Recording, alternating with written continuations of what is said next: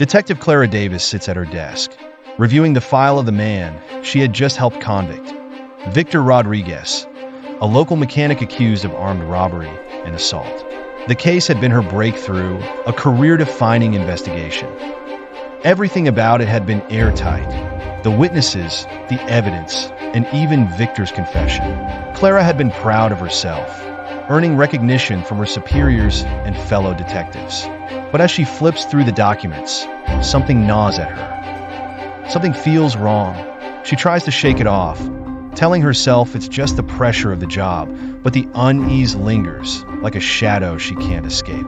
That night, Clara lies in bed, her mind racing with thoughts about the case. She can't stop replaying Victor's interrogation in her head. He had confessed, yes, but there had been moments of hesitation. His story had been inconsistent, but in the end, he had admitted to the crime. Or had he?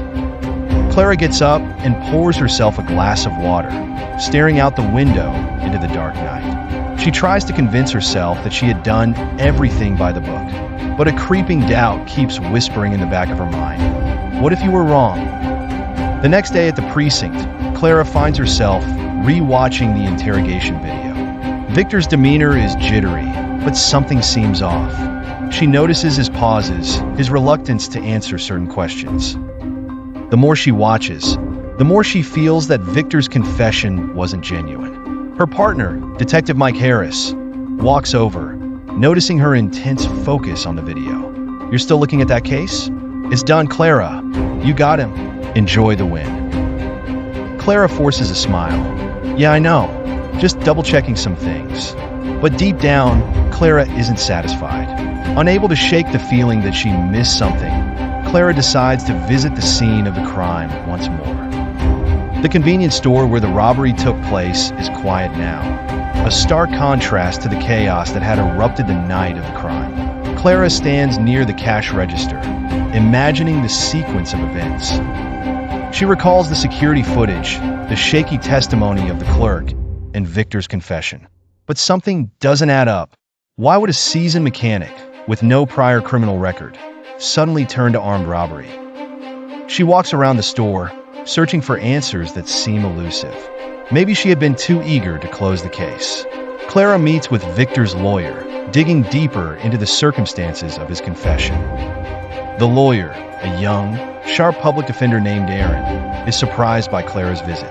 Detective Davis, you already got the conviction. What's this about? I want to make sure everything was done right.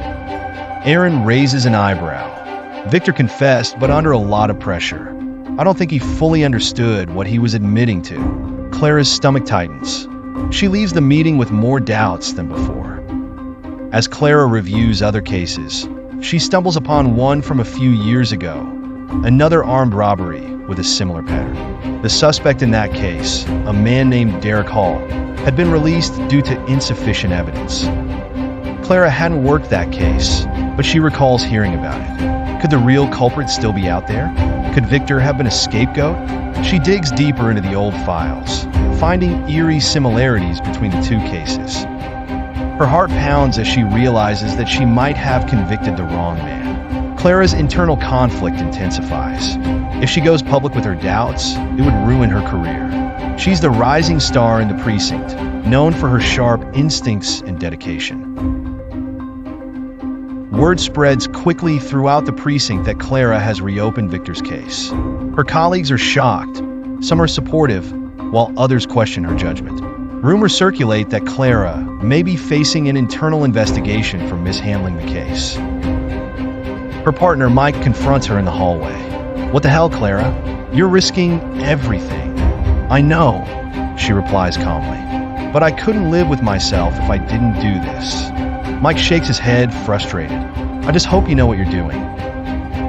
With the case reopened, Clara dives into the investigation, determined to find the real culprit. She goes back over every piece of evidence, interviews old witnesses, and digs into the life of Derek Hall, the suspect from the previous case. It's a slow and grueling process, but Clara is relentless. She won't stop until she uncovers the truth. After weeks of investigating, Clara finally catches a break. A new witness comes forward with information that links Derek Hall to the convenience store robbery.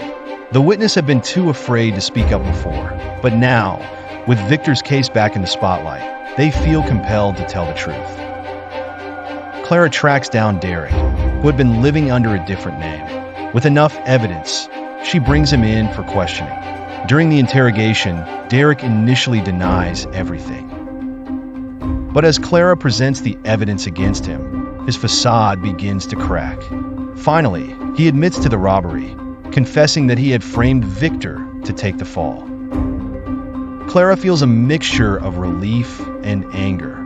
She has the real culprit, but the damage to Victor's life has already been done. With Derek's confession, Victor's conviction is overturned, and he is released from prison. Clara is there when Victor walks out of the prison gates, a free man. He looks at her with a mixture of gratitude and confusion. "I don't know what to say," he mutters. "You don't have to say anything," Clara replies. "I'm just sorry it took this long." Despite clearing Victor's name, Clara still faces consequences for her actions. An internal review is launched, and she is suspended from duty pending the outcome. Her superiors are furious that she allowed the case to go to trial with questionable evidence. Clara accepts her fate, knowing she did the right thing, even if it costs her career. Clara packs up her desk, knowing she may never return to the precinct. The job that once defined her now feels distant, like a part of her past that she has outgrown. Her fellow detectives say their goodbyes, some offering words of encouragement, others shaking their heads in disappointment. As she leaves the precinct for what might be the last time, Clara feels a sense of closure. She may have lost her job, but she found something more important, her integrity. Victor, now free, struggles to rebuild his life after spending months behind bars. Clara feels a deep sense of responsibility for what happened to him, and she offers to help him in any way she can. They meet regularly, talking about his plans for the future and how he can move forward. Slowly, Victor begins to trust her, though the scars of his time in prison run deep. As the internal review drags on, Clara's future remains uncertain. The board of investigators scrutinizes every decision she made during the case, questioning her judgment and ethics. Don't forget to subscribe to the channel for more fun songs as well as interesting and enjoyable stories.